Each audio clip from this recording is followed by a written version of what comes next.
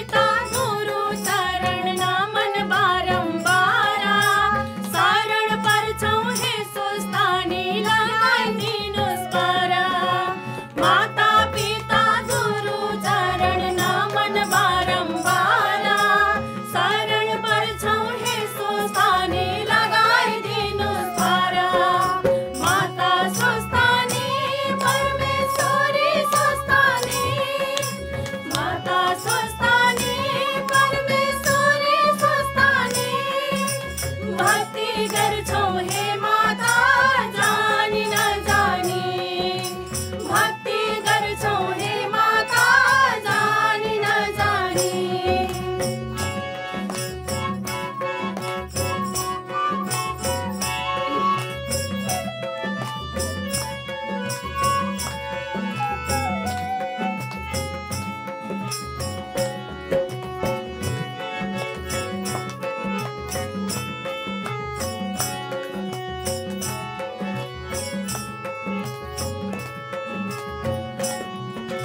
महादेवले पार्वतीलाई सुनाएको कथा कथा मात्र सुन्दा पनि हट्छन् पीर व्यथा महादेवले पार्वतीलाई सुनाएको कथा कथा मात्र सुन्दा पनि हट्छन् पीर व्यथा परम भक्तलाई मिल्छ भगवानको काखा वैकुण्ठमा बस्न पाउँछौ वर्षौं लाख लाख परम भक्तलाई मिल्छ भगवानको काखा वैकुण्ठमा बस्न पाउँछौ वर्षौं लाख लाख माता स्वस्थानी परमेश्वरी स्वस्थानी माता स्वस्थानी परमेश्वरी स्वस्थानी भक्ति गर्छौ हे माता जानी नजानी भक्ति गर्छौ हे माता जानी नजानी भक्ति गर्छौ हे माता जानी नजानी भक्ति गर्छौ हे माता जानी नजानी माधव नारायण हरि माधव नारायण माधव नारायण हर माधव नारायण माधव नारायण हरि माधव नारायण माधव नारायण हर माधव नारायण माधव नारायण हरि माधव नारायण माधव नारायण हर माधव नारायण माधव नारायण हरि माधव नारायण माधव नारायण हर माधव नारायण ब्रह्मा वरुणेन्द्र रुद्र मरुता स्तुन्वन्ति दिव्यैस्तवैर् वेदैः साङ्गपदक्रमोपनिषदैर् गायन्ति हंसमगा ध्यानावस्थित तद्गतेन मनसा पश्यन्ति यं योगिनो यस्यान्तं न विदुषुरासुरगणा देवाय तस्मै नमः श्रीमती चन्दन चर्चितो जलबपु शुक्लाम्बरा मल्लिका मालालङ्कृत कुण्डलः प्रविलसन् मुक्तावली शोभिता सर्वज्ञान निदान पुस्तकधरा रुद्राक्षमालाधरा वाग्देवी वदनाम्बुजे वसतु मे त्रैलोक्यमाता चिरम् मुखं करोति वाचालं पङ्गुं लङ्घयते गिरिं यत्कृपातमहं वन्दे परमानन्दमाधवम् नमो भगवते तस्मै व्यासाय मिततेजसे यस्य प्रसादतः कषामि नारायण कथामिमाम् नारायणं नमस्कृत्य नरं चैव नरोत्तमं देवीं सरस्वतीं व्यासं ततो जयमुदीरयेत् कायेन वाचा मनसेन्द्रियैर्वा बुद्ध्यत्मनोवानुसृति स्वभावात् करोमि यद्यद् सकलं परस्मै नारायणायेति समर्पयामि। श्री स्वस्थानी जगदीश्वर्यै नमः। कैलास शिखरे रम्ये नाना धातु प्रशोभिते कल्पवृक्षोद्यानयुक्ते कामधेनु विराजिते चिन्तामण्यादि संयुक्ते चाष्टसिद्ध समन्विते सुखासीनं जगन्नाथं ज्ञानमुद्रायुतं शिवम् ब्रह्मेन्द्र विष्णुभिर्वन्द्यं सौम्यरूपधरं पतिं प्रणम्य शिरसा पृच्छत् पार्वती परमेश्वरी। भगवत भक्त सज्जनहरू, दिव्यपुरी टिभीले माघ महिनाको यो शुक्ल पक्षको पूर्णिमाबाट सुरु हुने श्री स्वस्थानी जगदीश्वरी माताको कथा नियमित रूपमा प्रस्तुत गर्ने भएको छ। यसै क्रममा आज हामी यसको मङ्गलाचरण प्रारम्भ गर्दैछौँ। स्वस्थानी माता भनेकी कस्ती हुन्, यो स्वस्थानीको महत्त्व के हो भन्ने कुरा हाम्रा दर्शक श्रोतालाई विदित नभएको कुरा होइन। तथापि हामीले यसको अलिकति पृष्ठभूमिसहित यो कथा प्रारम्भ गर्दैछौँ। स्वस्थानी माता भनेकी कस्ती हुन् त, को हुन् त? अष्टासु च दलेष्वेषु मातृकाष्ठ स्थिता तथा खड्गम त्रिशूलं चोर्दं च वामे च वरमुत्पलम् चतुर्भुजां त्रिनेत्रां च सर्वालङ्कारभूषितां सुवर्णवर्ण बद्विका सा वा स्वस्थानी परमेश्वरी। यस्ती स्वस्थानी भगवतीको माघ महिना अर्थात् पौष शुक्ल पूर्णिमादेखि विधिपूर्वक व्रत आरम्भ गरी माघ शुक्ल पूर्णिमाको दिन उद्यापन गरिने स्वस्थानी माताको व्रतले आदिशक्ति माताले भक्तलाई मनोवाञ्छित फल प्रदान गर्नुहुन्छ। अर्थात् जे चिताउँछ भक्तले भक्तिपूर्वक गरेको व्रतको मात्रै पुण्य प्राप्ति हुन्छ। स्वस्थानी भनेको के हो त? आफ्नो स्थानमा रहेर गरिने, सबैले आफ्नो स्थानमा रहेर जो विधि बताइएको छ वैदिक सनातन धर्ममा त्यो अनुसार सबै काम गर्यो भने कहीँ कतै झै झगडा पनि हुँदैन, अन्याय पनि हुँदैन, घर परिवार देश समाज राष्ट्र सबैको हित हुने। यस्ती हुन् स्वस्थानी भगवती। हरेक मनमा बसेकी छन्। घटघटवासी भन्छन्, भगवान् घटघटवासी हुनुहुन्छ। त्यस्तै भगवती माता पनि हरेकको मनमा बस्नुभएको छ। र नारी स्वरूपा शक्ति स्वरूपा जगदम्बा भगवती उहाँले पनि यो कथा लिएर भगवान् भोलेनाथ शिवजीका मुखारविन्दबाट यो कथा सुनेर लोकको कल्याणको लागि, लोकको हितको लागि यो कथा सबैलाई यसरी बस्नुपर्छ भनेर भक्तिभावले, भक्ति रसकी अपार महिमा हुनुहुन्छ। यदि भक्तिभावले गर्यो भने के हुँदैन भन्ने कुराको शिक्षा यो स्वस्थानीको कथाबाट प्राप्त गर्न सकिन्छ। र अष्टमातृका वरिपरि 8वटी मातृका राखेर माझमा विराजमान हुनुभएको छ स्वस्थानी माता। अष्टमातृकाहरू अष्टदल यन्त्रमा विराजमान छन्। मध्यभागमा 4 हात र एउटामा कमल फूल, अर्कोमा तरबार, अर्कोमा चक्र र अर्कोमा त्रिशूल लिनुभएकी स्वस्थानी माताको यो कथा हो। महाकाली, वैष्णवी, ब्राह्मी, माहेश्वरी, कौमारी, बाराही, इन्द्राणी र चामुण्डाई 8 नाम अष्टमातृकाका हुन्। यी अष्टमातृका अष्टसिद्धि प्रदायक मानिन्छन्। 8 प्रकारका सिद्धि छन् जगतमा। यिनी अष्टमातृकाका वरिपरि राखेर माझमा बस्नुभएको छ जगदम्बा सरस्वती स्वस्थानी माता। महाकाली, महालक्ष्मी लगायतका यी सम्पूर्ण देवीहरू उहाँकै वरिपरि बसेका छन्। यो कथाको चाहिँ किन लिइन्छ त, कसले लिएको छ, यसको महत्त्व के हो त? अब यसको पूजाविधि हामीले संक्षेपमा रूपमा दैनिक अघिल्लै दिनदेखि स्नान गरेर शुद्ध भएर हविष्यान्न 1 छाक मात्र खाएर भुइँमा सुतेर यो व्रत गर्नुपर्छ। मध्याह्नमा श्री महादेवको पूजा गर्ने, शिवलिङ्ग हुनेले शिवलिङ्ग, नहुनेले बालुवाको शिवलिङ्ग बनाएर त्यसमा पूजा गर्ने, अर्घ दिने स्वस्थानी मातालाई नित्य। र उहाँले नि कथा, उहाँका कथाहरू सुन्ने, भजन कीर्तन गर्ने र अरूलाई पनि सुनाउने यो काम गर्नाले र भक्तिपूर्वक गर्यो भने त्यसको सिद्धि प्राप्त हुन्छ। के दिनुहुन्छ त उहाँले? भगवती माताले के दिनुहुन्छ त भन्दा अपुत्रा पुत्रिणा सन्तु, पुत्रिणा सन्तु पौत्रिणा, निर्धना सदना सन्तु, जीवन्तु शरदां सताम्। पुत्र नहुनेलाई पुत्रवान बनाइदिनुहुन्छ, पुत्रवानलाई पौत्रवान बनाइदिनुहुन्छ। अपुत्रा पुत्रिणा पुत्रिणा सन्तु पौत्रिणा, निर्धना सदना सन्तु, धन नभएकालाई धनवान ऐश्वर्यवान बनाइदिनुहुन्छ। निर्धना सदना सन्तु, जीवन्तु शरदां सताम्, 100 वर्ष मान्छेको आयु छ त्यो 100 वर्षसम्म निरोगी भएर बाँच्न सक्ने बनाइदिनुहुन्छ, सुस्वास्थ्य दिनुहुन्छ, बनाइदिनुहुन्छ।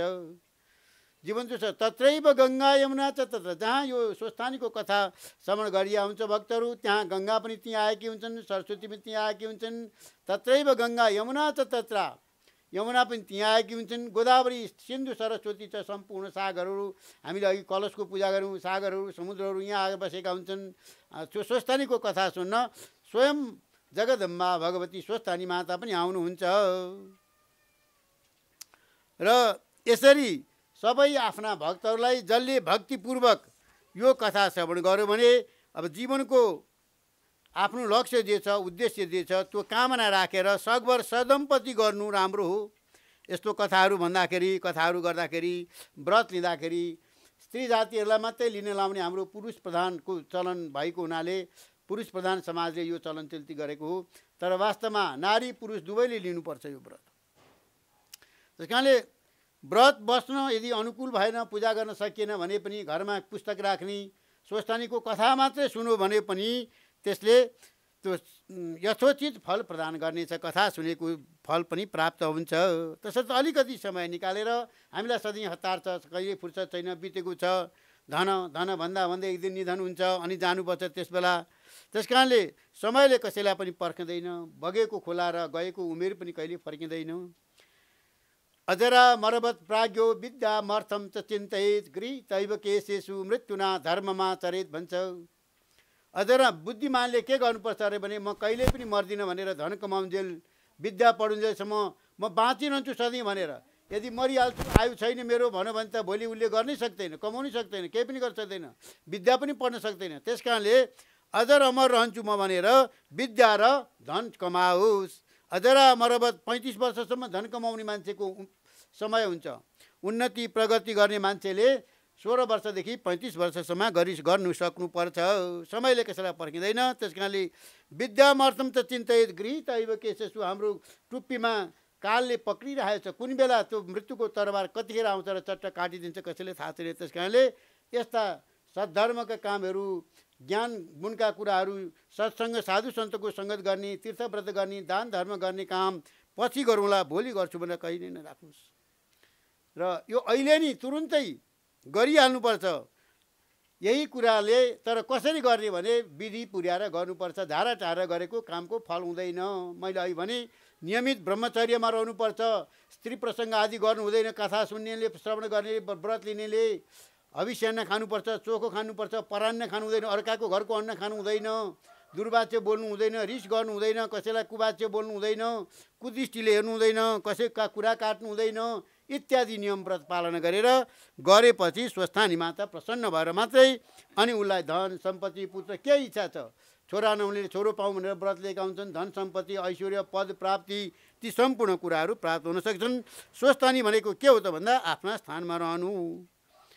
छोरीले आफ्ना स्थानमा रहेर कहाँ, छोरीको कर्म के हो त्यो गर्नु पऱ्यो, बुवाले पनि आफ्नो कर्म गर्नु पऱ्यो, सासूले पनि आफ्नो कर्म गर्नु पऱ्यो, आफ्नै नियमहरू पालना गर्नु पऱ्यो, शास्त्रले बताएका विधिअनुसारका सबैले गर्यो भने मात्रै त्यो घर पनि घर के हुन्छ, स्वर्ग हुन्छ। बुवाले पनि आफ्नो काम गर्नु पऱ्यो, छोराले त्यो अनुसार गर्नु पऱ्यो सबैले। किनभने यसको उदाहरण छ, आफ्नो मर्यादामा रहेर जतिसुकै दुःख परे पनि गोमा महारानीले ढिकी जाँतो काटेर अर्काको भाँडा माझेर ल्याएर चाहिँ एउटा छोरो पढाएर 70 वर्षको बुढासँग बिहा भएकीले पनि त्यो छोराबटलाई राजा बन्ने आशीर्वाद दिनुहोस् भनेर हरिहरसँग प्रार्थना गरेर स्वस्थानी माताको व्रत गरेर छोरालाई राजा बनाइन् भने चन्द्रावती जस्ती पापिनी, स्वस्थानीको प्रसाद छिची दूर दूर गरेर गोडाले कुल्चेर फाल्ने चन्द्रावती जस्ती पापिनी पनि यही व्रतको प्रभावले फेरि मोक्ष गति प्राप्त गरेर अनि उनी पनि रानी हुन पाइन्। यो कथाको मेन नवराज राजा भए यही सेरोभित्र यो स्वस्थानी व्रत कथा घुमेको छ र यसैको सार संक्षेप मैले यहाँलाई बताएँ। प्रथम अध्याय श्री स्वस्थानी माताको कथा प्रारम्भ हुन्छ।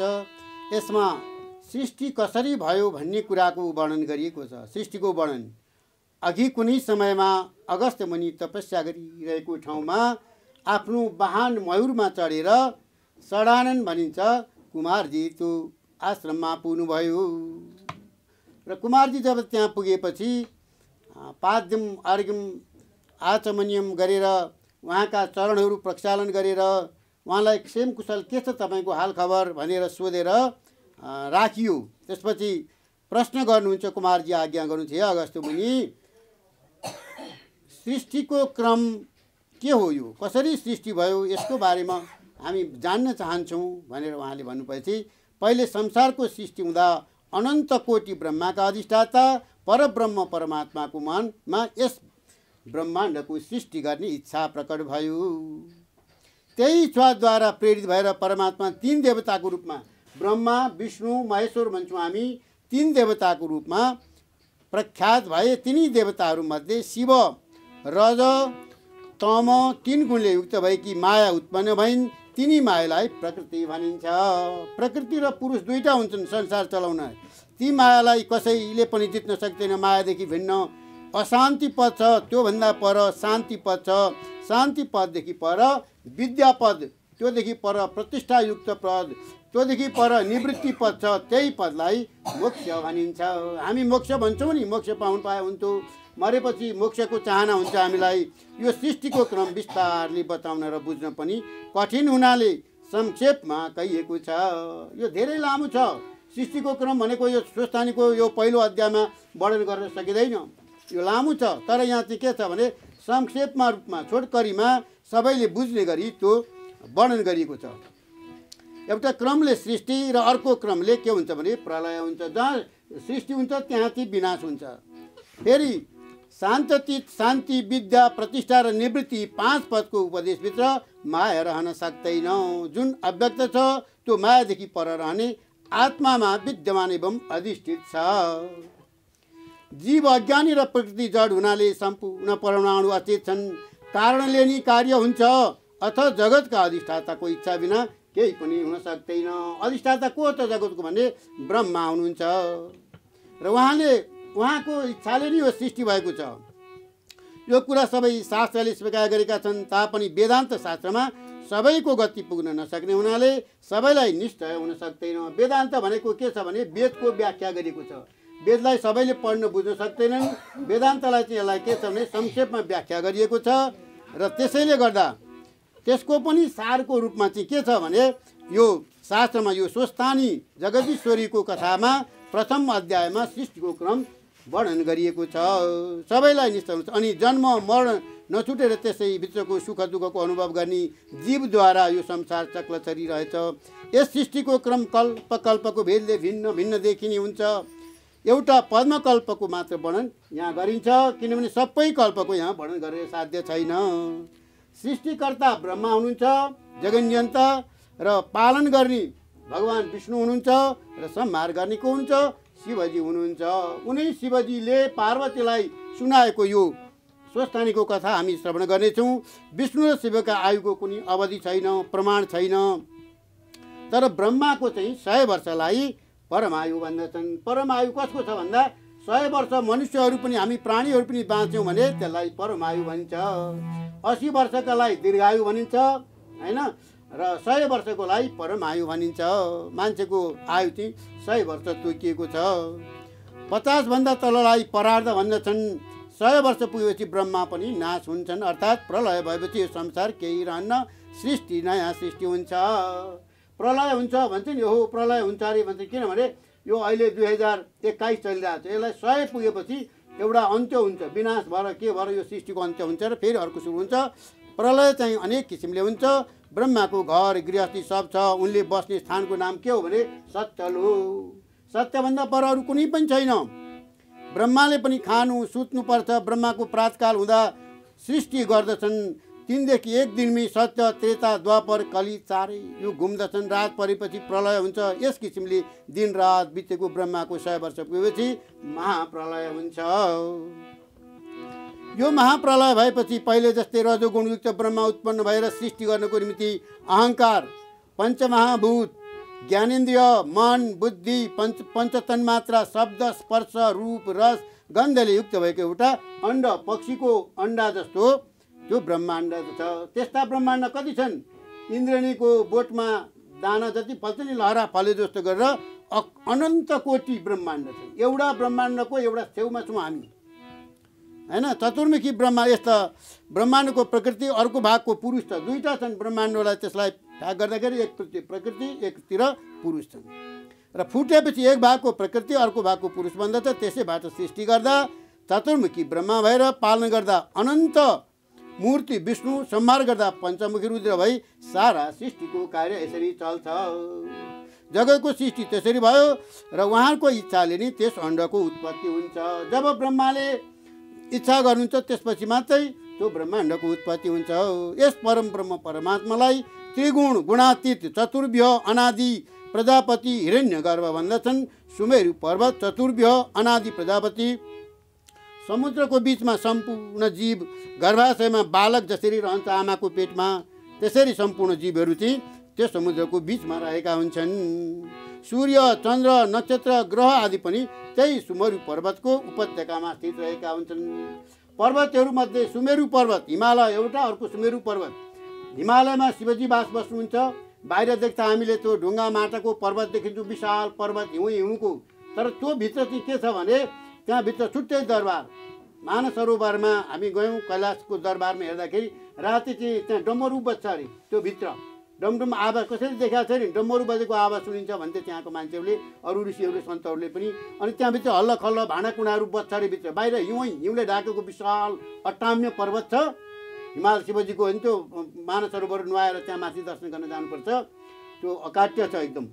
त्यहाँ चाहिँ त्यस्तो भित्र दिव्य दर्शन। अनि त्यो साधुहरूले जो साधना गरेर बस्छन् त्यस्ताले चाहिँ त्यहाँभित्रको के छ त, भगवान् शिवजी ती बस्नु भएको छ, पार्वती ती बस्नु भएको छ। पार्वती कहाँ बस्थ्यौ, तिमीले एउटा घर बनाइदिनु पर्यो भन्दा म अन्त बस्दिनँ, कुबेर पनि हुनुहुन्छ छेउमा यहीँ बनाइदिनु भनेर त्यहीँभित्र बस्नु भएको छ। त्यो हामीले बाहिरबाट देख्छौँ। हामीलाई दिव्य चक्षुले मात्रै तपस्वी योगी साधु सन्तहरूले मात्रै देख्छौँ। निराकार आकार पनि त्रिगुणात्मिका माया र पञ्चमहात्मले बेरिए झैँ भएर आकारवान हुन्छन्, अर्थात् एक रूपबाट अर्को रूप देखिन्छ। तर राम्रोसित विचार गर्दा आदि मध्य अन्त केही नभएको अनादि परमात्माका लागि लीला मात्र जगतको भ्रान्ति हो। ईश्वरको इच्छाले सृष्टि प्रलय हुन्छ। ब्रह्माण्डमा अण्ड धागोमा उनिएदेखि, धागोमा माला जसरी हुन्छौँ हामीले, ब्रह्माण्डमा त्यसरी ब्रह्माण्ड उनिएका छन्। ब्रह्माण्ड छन्, उनिएको छ। अनन्त कोटि ब्रह्माण्डको गणना गर्न सकिन्छ। कति हुन्, कति जति ब्रह्माण्ड छन् उति नै ब्रह्मा विष्णु रुद्र दिक्पाल आदि भिन्न भिन्न छन्। हामी त एउटा यहाँ पशुपतिको शिवजीलाई देखेका छौँ, ती नै होलान् शिवजी भन्छौँ। यस्ता अनन्त कोटि शिव छन्, यस्ता सृष्टि गर्ने अनन्त कोटि ब्रह्मा छन्, अनन्त कोटि विष्णु छन्। जस्तै स्वप्नमा देखिएको अथवा आइपरेका सुख दुःखको अनुभव नेत्र खुल्दा केही पनि हुँदैन। हामी स्वप्नमा कहाँ पुगेका हुन्छौँ, घुमेका हुन्छौँ, बगैँचामा डुलेका हुन्छौँ, नदी चढेका हुन्छौँ, पहाड चढेका हुन्छौँ। तर बाहिर हामी जब स्वप्न खुल्छ केही पनि हुँदैन। अत त्यस सुख दुःखको भागी मनलाई आफ्नो अधीनमा गराउनु नै ईश्वर प्राप्तिको मुख्य बाटो हो भन्ने कुरा विज्ञ व्यक्तिले जान्नु पर्दछ। यो मनलाई स्थिर गर्न सक्यो भने त्यस्ता अनन्त कोटि ब्रह्माण्डको दर्शन गर्न पाइन्छ। यही देहमा दिव्य चक्षुमा साधुहरूले देख्छन्। उनीहरूले ध्यान गरेर एकछिन बसे भने उनीहरूले चाहिँ त्यो ब्रह्माण्डभित्र के छ त्यो सबै कुरो थाहा पाउँछन्। तर हाम्रो यो चर्म चक्षु भन्छौँ, हाम्रो छालाको आँखाले देखिँदैन, दिव्य चक्षुले त्यो देख्न सकिन्छ भक्तहरू। अत त्यस सुख दुःखको भागी मनलाई आफ्नो अधीनमा गराउनु नै ईश्वर प्राप्तिको मुख्य बाटो भन्ने कुरा जान्नुभयो अगस्त्य मुनि। अब यो कुरा चाहिँ शिव पार्वतीका पुत्र प्रथम पुत्र मानिन्छ षडानन कुमारजीले अगस्त्य मुनिलाई बताउनु भएको। मनलाई एकाग्र गरेर तपस्या गर, ध्यान गर, योग गर, जे गर्छौ मनलाई मनएव मनुष्याणम भन्छ भागवतले। मन नै मनुष्यहरूको सबैभन्दा ठुलो कुरो। मनलाई बसमा राख्न सक्नुपर्छ, अवश्य सिद्धि प्राप्त हुनेछ। यो मैले तिमीलाई संक्षेपमा सृष्टिको वर्णन गर्ने। अब अर्को अध्यायमा पद्मकल्पको वर्णन सुनाउँछु, ध्यानपूर्वक सुनाउनुहुन्छ। इति श्री स्कन्दे केदारखण्डे माघ महात्म्ये कुमारस्य संवादे श्री स्वस्थानी परमेश्वर व्रत कथायाम। यो इति श्री स्कन्द पुराण अन्तर्गतको केदारखण्डको माघ महात्म्यको कथा श्री स्वस्थानीमा सारको रूपमा झिकेको छ। त्यसको पनि सार प्रथम स्कन्धको प्रथम अध्याय हामीले सृष्टिको क्रम वर्णन गऱ्यौँ। इति प्रथम अध्याय।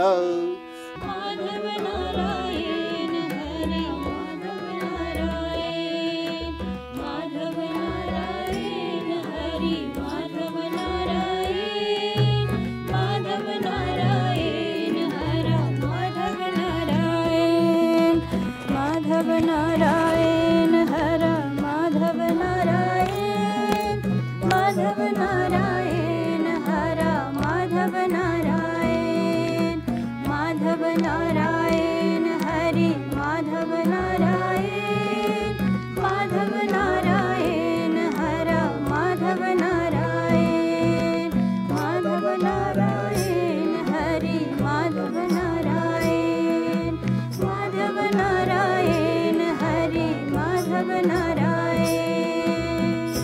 थप भिडियोहरूको लागि हाम्रो च्यानल सब्स्क्राइब गर्नुहोस् र छेउमा रहेको बेल आइकन पनि दबाउनुहोस्।